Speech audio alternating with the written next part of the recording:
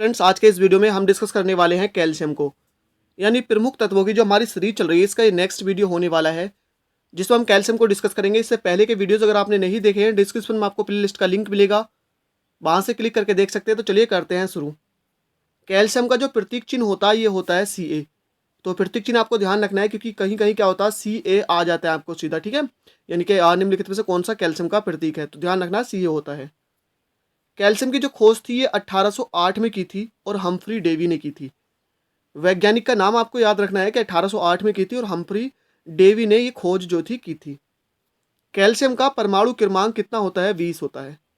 Calcium का परमाणु क्रमांक, एटॉमिक नंबर या परमाणु संख्या। कैल्शियम का जो इलेक्ट्रॉनिक विन्यास होता है 1s2, 2s2, 2p6, 3s2, 3p6, 4s2 होता है।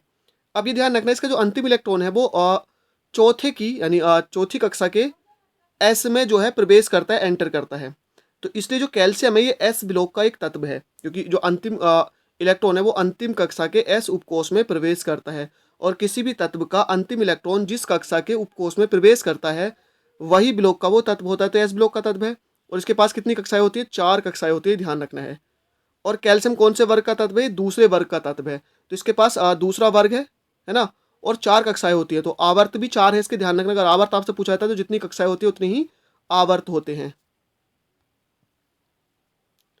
कैल्शियम का जो परमाणु भार होता है वो कितना होता है? 40 होता है। यानी एटॉमिक वेट जो होता है कैल्शियम का कितना होता है? 40 होता है।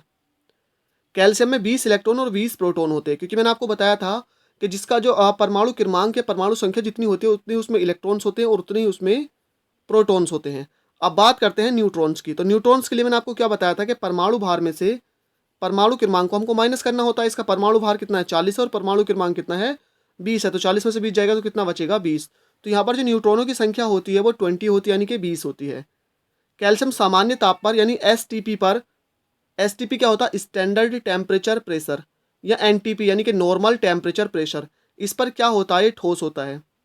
कैल्शियम की जो प्रथम आयनन एंथैल्पी होती है, प्रथम आयनन एंथैल्पी है प्रथम आयनन ऊर्जा, प्रथम आयनन विभव क्या होता है कि अंतिम कक्षा से किसी भी तत्व की गैसीय अवस्था में अंतिम कक्षा से एक इलेक्ट्रॉन निकालने के लिए जो ऊर्जा दी जाती है उसी को प्रथम आयनन एंथैल्पी कहते हैं। तो कितनी होती है? 589.8 किलो जूल प्रति मोल होती है। यानी इसकी कैल्शियम की अंतिम कक्षा से एक इलेक्ट्रॉन निकालने के लिए जो ऊर्जा दी जाती है वो इतनी दी जाती है। कैल्शियम की जो परमाणु त्रिज्या है वो 197 पिकोमीटर होती है, 197 pm, यानी 197 पिकोमीटर होती है। और एक पिकोमीटर इज इक्वल टू, एक पिकोमीटर बराबर होता है 10 की घात माइनस के 12 मीटर के। कैल्शियम का जो गलनांक होता है यानी जो मेल्टिंग पॉइंट होता है वो 842 डिग्री सेल्सियस होता है।